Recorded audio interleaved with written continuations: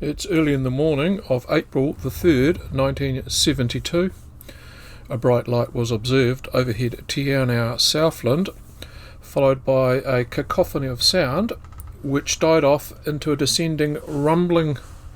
The main object shot like a flare into the distance, trekking north, east up the spine of the South Island. Then, like a skyrocket, the main object separated into 10 to 20 separate smaller lights in the sky, all travelling in the same trajectory, gathering an audience of Kiwis awoken by what they felt was a small earthquake rattling the knickknacks. A second sonic boom-like sound occurred. Then there were just 5 visible objects. Soon the number 1 department in charge of "Oh my God, what's happening? Make whatever it is go away from my place." The varying rural police stations along the route were awoken and receiving panicked phone calls. Their curt reply was, "It was a meteorite. Go back to sleep. Nothing to see here." By the time the spree ended their brief and spectacular 5-minute 400-kilometre dash across the New Zealand skies, the dogs had stopped barking and their objects had run out of steam. They'd come to earth with a fart, not an explosion, skipping like stones on a pond 10 to 30 kilometres inland from Ashburton, mid-Canterbury, an hour south of Christchurch.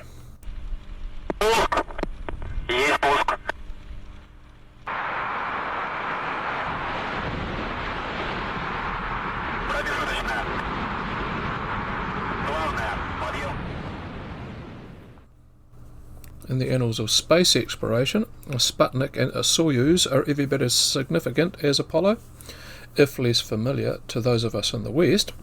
The Soviet space program that ran between 1955 and 1991 boasted a number of significant firsts: a first satellite, first man in space, a first probe on the Moon, and the first probe on Mars.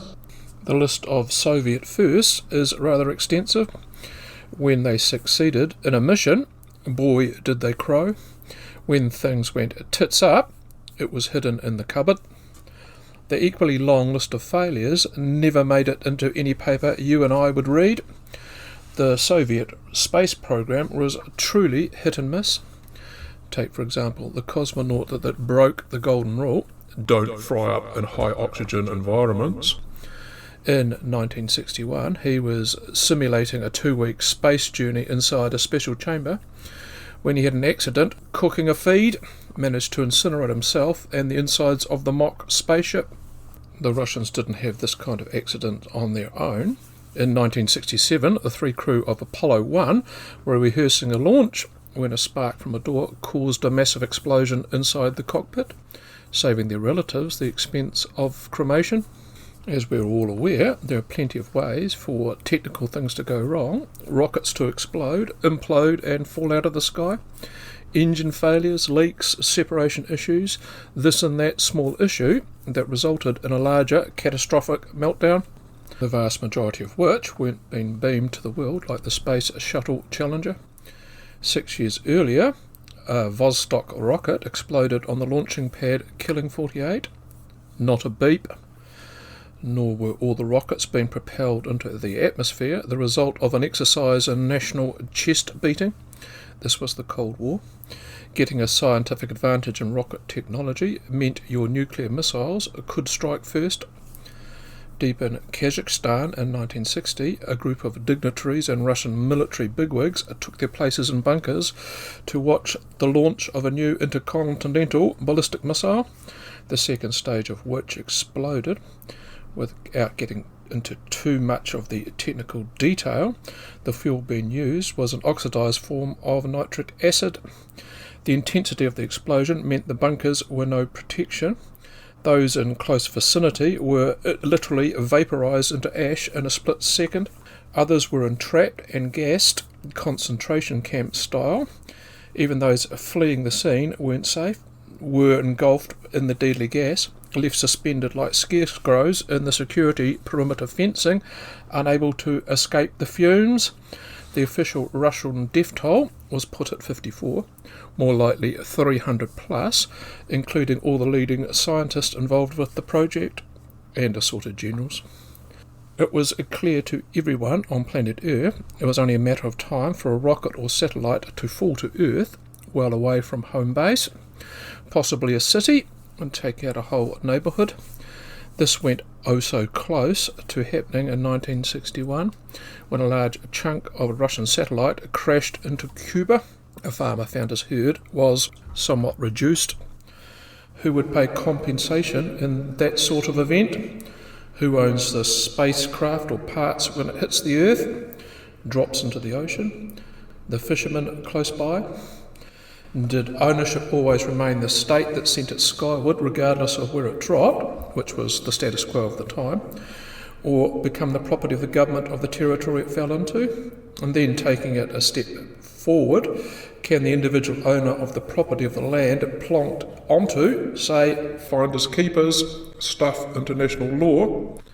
These complicated legal and political issues were supposedly dealt with in 1967-68, when all the countries around the globe signed an agreement called the Outer Space Treaty.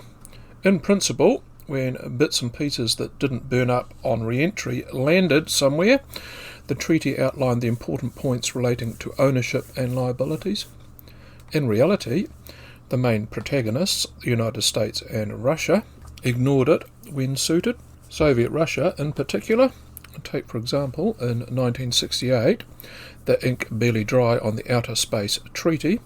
In a 10 million to 1 incidence, a Japanese freighter heading north along the Russian coast was pelted by a spree of space debris of some kind, injuring 5, putting 2 in hospital.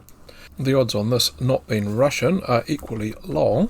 However, rather than own up, the Soviets first said nothing, then claimed it wasn't one of theirs. This pattern would continue. Here, it was the morning after the bright lights and rumbles of the night. Ashburton farmer John Lindors spotted an anomalous round object in one of his grazing paddocks, just 200 metres from his farmstead. The orb was clearly metal and was about 38 centimetres in dimension. On one side there was a hole, like it had been burnt out with a gas welder. The object was also warped and clearly worse for wear. First call went to the local police. On tentative inspection, they were none the wiser as to what it was. All parties, though, had come to the conclusion it wasn't thrown out the door by some local hoons. There was a trail of indents leading to its resting place. The evidence said it had got there from above. A plane was mooted. Then it was suggested another possibility from somewhat higher up, a spacecraft. That led to another sinister possibility. Maybe it was radioactive. Thinking on his feet, Mr. PC Plod policeman nervously waved his watch in and around the orb to see if it would react. When it didn't lose a beat, he got a blanket and bundled it in the boot of the Holden and took it 15 minutes to the local police station in Ashburton. Whilst frantic phone calls were being made by the Ashburton police to anyone they thought could assist identifying what they had, the 15-kilogram metal ball spent its first night on terra firma, locked inside a police cell, as wary policemen stripped the local roofs and stuffed it down their underpants. I just made that other bit up. The New Zealand Air Force got the heads up, and they in turn let the US Air Force know. Most of New Zealand was oblivious at the time. The Mount John Observatory in Tekapo wasn't just there to stare into the celestial ocean. Mount John Observatory, 150 kilometres inland from Ashburton, had at the time members of the US Air Force on site tracking satellites and space junk, in particular space objects made in the USSR. It would turn out they were aware something had already fallen to Earth in close proximity, were half expecting a phone call to come and investigate. Another learned body that was sending someone to the Ashburton police station to examine the space ball was a scientist from the Department of Scientific Industrial Research, DSIR, now Crown Research, or some complicated marine name that bears no resemblance to the core raison d'etre and liable to be confused by most Kiwis with a landmark of a similar name. And what was the initial conclusion of the US and local scientists? Other than reassuring anyone to come in contact with it, you can still have children. It wasn't radioactive. And the ones you will have won't have web feet, or every parent's nightmare. I'm sorry to say your daughter will grow up to vote green. Conclusion: the ball was man-made and part of a spacecraft. Proper tests would need to be undertaken at the only DSIR laboratory in the country capable of testing for composition, Wellington. 5 days after number 1, the 8th of April, a second identical space ball was recovered 15 kilometres away. Then, to muddy the waters, make this an international whodunit incident, 3,000 kilometres away across in Australia, on a remote sheep station 150 kilometres north of Broken Hill, a farmer phoned in to his local coppers to say he'd found 2 objects meeting the very same description. I need to point out that space junk in the form of balls wasn't a first for the state of South Australia. In 1963, 500 kilometres away in Salisbury, yet more balls had hit the Earth. Not anything living that we know of. The United States sheepishly admitted, privately only, it was part of an Agena spacecraft. Should you find other fragments, they'd like them back. 13th of April, in the very same re-entry track up the South Island, a third smaller ball was located 200 kilometres south of the other 2, presumed to be the first to come to Earth. Earth being 600 metres up a hillside, the surrounding scorched vegetation meant this one must have been red hot when it hit the turf, evidence it had come close to igniting a fire. In the background of these discoveries, the government had instigated the protocols within the Outer Space Treaty, sought an owner. The US were quick to reply, "Not one of ours."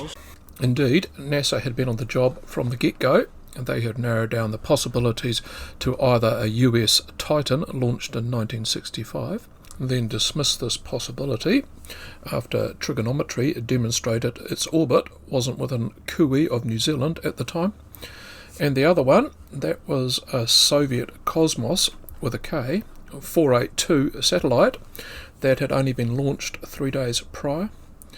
It wouldn't be till later we would find out that Cosmos 482 was on an aborted mission to Venus. How much of a failure was it measured in distance?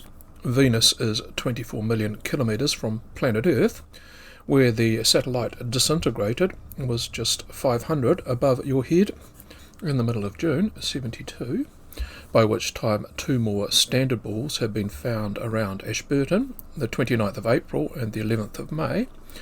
The New Zealand government had told the Russian embassy, "Look, we've got the bully, these titanium space balls are yours, what do you want to do with them?"